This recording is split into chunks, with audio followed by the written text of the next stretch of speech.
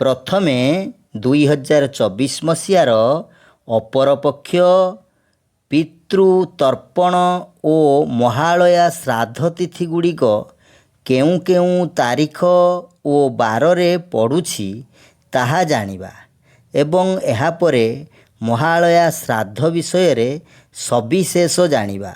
ତେବେ ଆସନ୍ତୁ ପ୍ରତିପଦ ଶ୍ରାଦ୍ଧ ସେପ୍ଟେମ୍ବର 18 ତାରିଖ ବୁଧବାର, ଦ୍ୱିତୀୟା ଶ୍ରାଦ୍ଧ 19 ତାରିଖ ଗୁରୁବାର, 20 ତାରିଖ ଶୁକ୍ରବାର ତୃତୀୟା ଶ୍ରାଦ୍ଧ, 21 ତାରିଖ ଶନିବାର ଚତୁର୍ଥୀ ଶ୍ରାଦ୍ଧ, 22 ତାରିଖ ରବିବାର ପଞ୍ଚମୀ ଶ୍ରାଦ୍ଧ।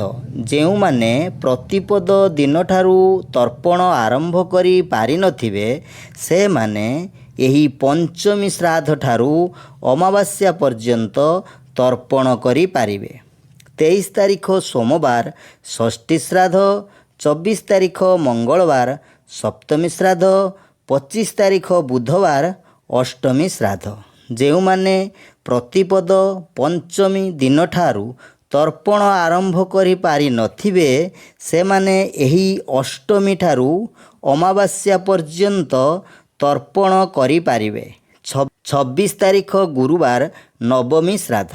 ଏହି ଦିନ ମାତୃନବମୀ ମାତା ପିତାଙ୍କୁ ନୂତନ ବସ୍ତ୍ର ଆଭୂଷଣ ପୂର୍ବକ ବନ୍ଦାପନା ଓ ସୁଭୋଜନ ପ୍ରଦାନ ଓ ଆଶୀଷ ଗ୍ରହଣ। 27 ତାରିଖ ଶୁକ୍ରବାର ଦଶମୀ ଶ୍ରାଦ୍ଧ। 28 ତାରିଖ ଶନିବାର ଏକାଦଶୀ ଶ୍ରାଦ୍ଧ।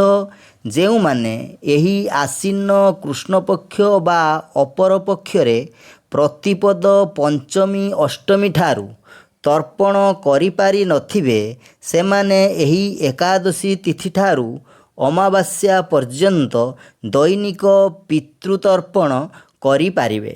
29 ତାରିଖ ରବିବାର ଦ୍ୱାଦଶୀ ଶ୍ରାଦ୍ଧ।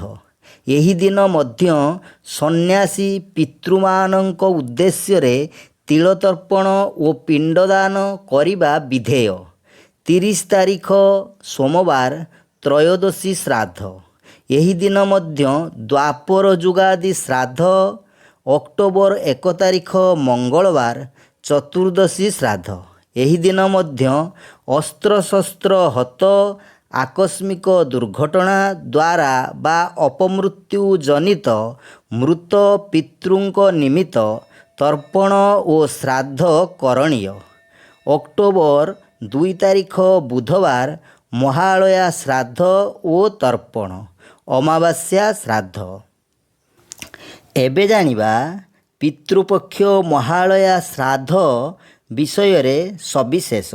ପ୍ରତିବର୍ଷ ହିନ୍ଦୁ ସନାତନ ଧର୍ମାବଲମ୍ବୀମାନେ ପଞ୍ଜିକା ସମୟ ଅନୁସାରେ ଆଶ୍ୱିନ କୃଷ୍ଣପକ୍ଷ ପ୍ରତିପଦ ତିଥିଠାରୁ ଆଶ୍ୱିନ ଅମାବାସ୍ୟା ପର୍ଯ୍ୟନ୍ତ 15 ଦିନକୁ ପିତୃପକ୍ଷ ମହାଳୟା ଶ୍ରାଦ୍ଧ ଓ ତର୍ପଣ ରୂପରେ ପ୍ରତିଦିନ କରିଥାନ୍ତି କିମ୍ବା ଶ୍ରାଦ୍ଧକର୍ତ୍ତା ନିଜର ପିତୃତିଥି ଅନୁସାରେ ପିତୃପକ୍ଷରେ ସେହି ତିଥିରେ ଗୋଟିଏ ଦିନ ଶ୍ରାଦ୍ଧ ଓ ତର୍ପଣ କରିପାରିବେ। ଯଦି କୌଣସି କାରଣରୁ ନିର୍ଦ୍ଦିଷ୍ଟ ତିଥିରେ ଶ୍ରାଦ୍ଧ ଓ ତର୍ପଣ କରି ନ ହୁଏ ତେବେ ଶେଷ ଅମାବାସ୍ୟା ତିଥିରେ କରିପାରିବେ।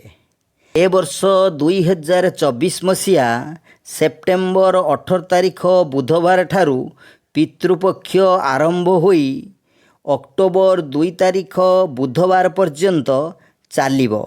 ଏହି ପକ୍ଷରେ ସାମ୍ବତ୍ସରିକ ଶ୍ରାଦ୍ଧ ମହାଳୟା ବିଧିରେ କରିବା ଉଚିତ।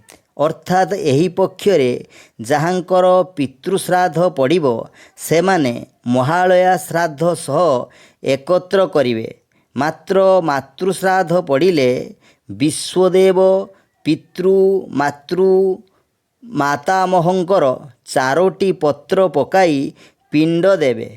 ଯେଉଁମାନଙ୍କର ଏକୋଦିଷ୍ଟ ଅଛି ସେମାନେ ମଧ୍ୟ ଏ ପକ୍ଷରେ ପାର୍ବଣ ବିଧିରେ ମହାଳୟା ଶ୍ରାଦ୍ଧ ସହ ଏକତ୍ରରେ କରିବେ, ମାତ୍ର ଏକୋଦିଷ୍ଟ କରିବେ ନାହିଁ। ଏହି ପକ୍ଷରେ ପ୍ରତିଦିନ ପାର୍ବଣ ବିଧି ଅନୁସାରେ ଶ୍ରାଦ୍ଧ ଓ ତିଳତର୍ପଣ କରିବା ଉଚିତ। ପ୍ରତିଦିନ ପିଣ୍ଡଦାନ ଓ ତିଳତର୍ପଣରେ ବାର ଦୋଷ ହୁଏ ନାହିଁ। ଯେଉଁମାନେ ଆଶ୍ୱିନ କୃଷ୍ଣପକ୍ଷ ପ୍ରତିପଦ ଠାରୁ ଦୈନିକ ଶ୍ରାଦ୍ଧ ଓ ତର୍ପଣ କରିପାରିବେ ନାହିଁ, ସେମାନେ ଏହି ପକ୍ଷରେ ପଞ୍ଚମୀ ଠାରୁ କିମ୍ବା ଅଷ୍ଟମୀ ଠାରୁ ନଚେତ୍ ଏକାଦଶୀ ଠାରୁ ଅମାବାସ୍ୟା ପର୍ଯ୍ୟନ୍ତ ଏହି ନିୟମରେ ଦୈନିକ ତର୍ପଣ କରିବେ ଏବଂ ଶେଷ ଦିନ ତିଳତର୍ପଣ କରି ଶ୍ରାଦ୍ଧ କରିବେ।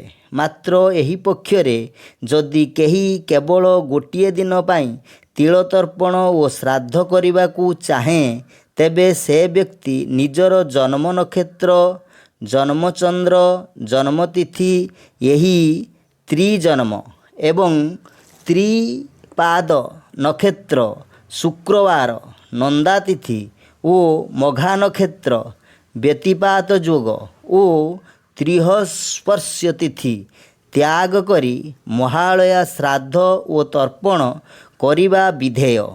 ଏହା ଛଡ଼ା କେବଳ ଅମାବାସ୍ୟା ଦିନ ବା ପିତୃ ମୃତାହ ତିଥିରେ ତର୍ପଣ ଓ ମହାଳୟା ଶ୍ରାଦ୍ଧ କଲେ ଉପରୁକ୍ତ ତିଥି ନକ୍ଷତ୍ରାଦି ଦୋଷମାନ ହୁଏ ନାହିଁ।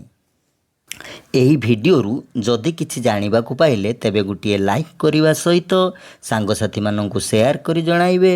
ଭଲ ଲାଗିଥିଲେ କମେଣ୍ଟ କରି ଜଣାଇବେ। ଏହା ସହିତ ଚ୍ୟାନେଲକୁ ସବସ୍କ୍ରାଇବ୍ କରି ନେବେ। ଓମ୍ ଦଧିବାମନାୟ ନମଃ।